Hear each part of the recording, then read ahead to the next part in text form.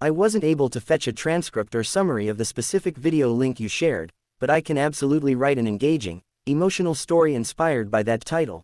That dress isn't leaving this house, and neither are you. Single dad overheard someone say to boss, and shape it into a compelling narrative designed for a 15-minute YouTube video format with emotional depth, relatable characters, challenges, and a strong inspiring message. Here's your long, emotionally rich story in plain paragraphs. The moment Tyler heard those words, everything inside him froze. It was early morning when he slipped into the corporate headquarters of Kingston & Pierce, not as an employee, but as a cleanup contractor. He wiped sweat from his brow, unaware that a few feet away, a storm was erupting behind double glass doors. When he heard the voice, fierce, trembling, shout, "That dress isn't leaving this house, and neither are you," he didn't know whose fate was being decided, only that the intensity in that voice threw his heart into his throat. Tyler's life was far from glamorous. A single father to 8-year-old Mia, his world revolved around school drop-offs, late shifts cleaning offices, and tucking his daughter into bed with stories of superheroes who always got things right. He wasn't a corporate hero. He didn't wear suits, but every decision he made was to give Mia a sense of safety he had never known in his own childhood. Still, those words, "neither are you," cut through the silence of that hallway like thunder. The voice belonged to Eva Kingston, the CEO of Kingston & Pierce, one of the most powerful names in fashion and business. Rumor was, she built her empire from grit and grace, but behind her public image was a woman fiercely private and, until today, seemingly unshakable. And the person on the other end of that argument was her boss, Richard Grayson, a board chairman known for ruthless decisions and cold deals. Something in what Tyler heard didn't sound like politics. It sounded like fear. He crept closer, curiosity stirred by instinct and something deeper, the same urge to protect that drove him to work extra hours so Mia never went without. Inside the office, Eva stood tall though tears streaked her cheeks. In her hand clutched a silk dress, one symbolic of an agreement she had signed years ago, a deal that had escalated her company's success but at the cost of her autonomy. It wasn't just a dress. It was a tether to a promise she regretted. "You made your choice when you signed that contract," Richard sneered. "Your freedom doesn't matter. Your brand, your legacy, they belong here. To me." Tyler watched, heart pounding.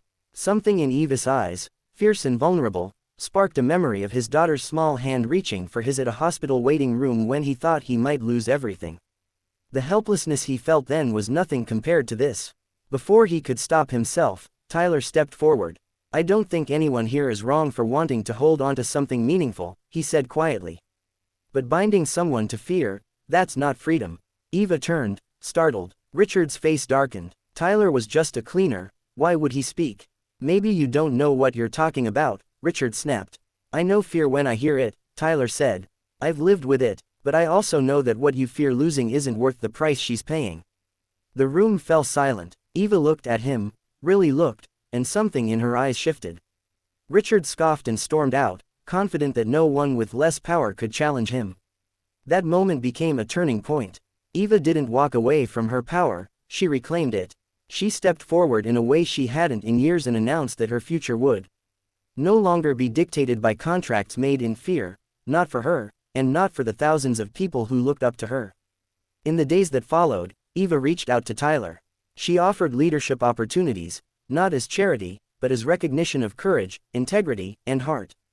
Tyler, unsure at first, accepted a position helping lead a new internal program focused on employee well-being and creative collaboration.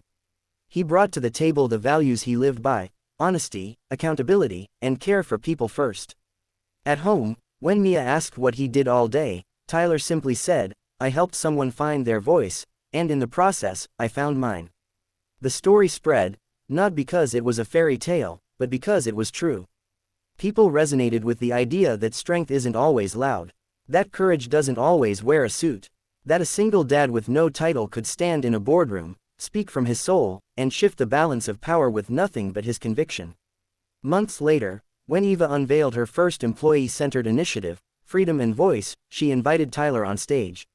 The audience wasn't watching a CEO and a cleaner. They were watching two humans who chose integrity over fear, connection over control, heart over ambition. Tyler looked out at the crowd, and then his phone buzzed. A picture from Mia, smiling in her school uniform, holding up a handmade card that read, "Daddy, you are my hero." No applause could mean as much as that, and as he stepped back from the mic, his heart full, he whispered to himself, and to every person watching, your voice matters. Your courage matters, and sometimes all it takes is one moment of bravery to change a life, even your own. If you want, I can also write. Sparkles a script format with scene directions and video pacing. Sparkles a shorter teaser or hook intro. Sparkles chapter timestamps for your video for narration. Just let me know which one you'd like next.